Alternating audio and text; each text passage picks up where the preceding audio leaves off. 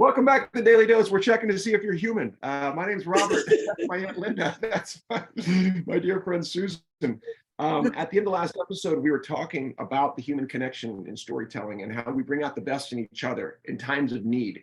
And there was an accident in front of my house. This is the house I grew up in as well, so it has that whole childhood feel to it. And it's a relatively quiet street that we live on. However, it's next to a relatively busy street, almost T-bones next to it. It's called Minor, the busier street.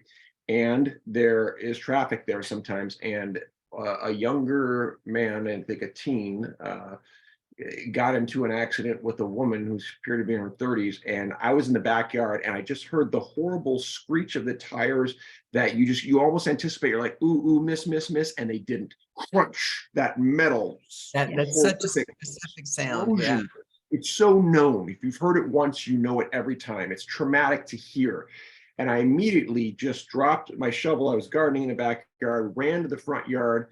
You know, Anna Maria my wife comes out of the garage. I scream, call 911. I run to the corner to see the one car against a brick wall. The other one spun out in the middle of the road. The woman is coming out of the car. She's in tears saying, oh my God, oh my God. A couple other people are coming around, go to the young man, and he's there. All the airbags have deployed and he's kind of twisted in here. It's like, okay, don't move. I'm calming. What's your name? Relax. You're going to be fine. He's asking some questions, clearly in some shock.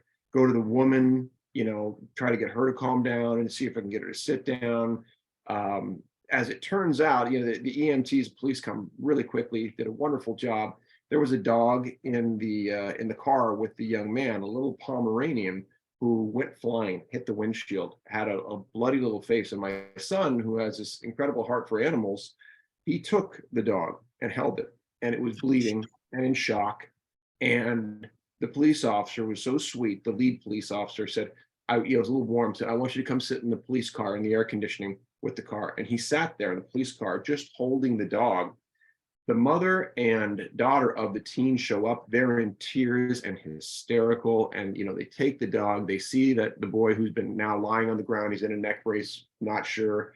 Giuseppe says there's the notes in the police car said a severe accident. But the lovely way that so many people came around to each other, and our neighbors right next to each other, we were out talking. Is everybody okay? What did we see? How can we help? It was a reminder too of just how in these moments of crisis, drop everything. What can I do? And you want to be there for people in need. I hear you describing a community forming in minutes. Mm-hmm. And the best in each other. Correct. I can just see and our neighbor behind the wall here, who we've known in the periphery, in that moment, they were having a birthday party for their 2-year-old twins, and was like, we've been meaning to invite you. Can you come over today? I mean, that was something that came out of this on a side thing. And, we couldn't, we were, had some other people over. They made sure to bring over some cake. We've since brought them back something. And it's like, so again, these connections that get made. And Giuseppe said, he just reiterated, he said, I'm 100% sure I want to be a veterinarian now. I mean, it was that feeling of I wanted to do more to help that dog, in that moment. So, yeah. And I was so grateful again to the EMTs and the police for their just dedicated, solid, passionate work, even keeled, calming. They did a beautiful job, and it was very interesting. So this is how we come to each other in times of need. That's a beautiful story. And tying it back to our story in Flagstaff with Vince, that the cemetery, he was a retired police officer. And he handled what he called major crimes.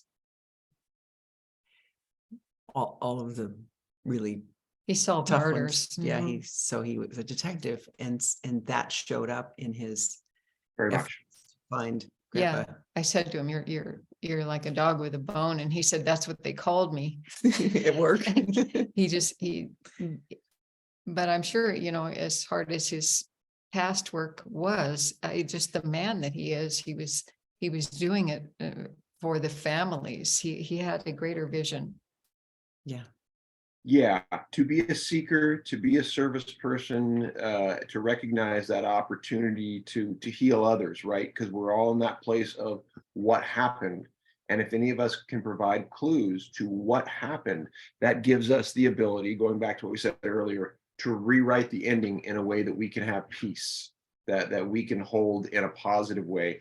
And again, not only for us, but pass that down to others, right? It's a continued series of gifts. And speaking of gifts, I know we've got time for another episode. We'll do it in just a moment. See you on the next Daily Dose.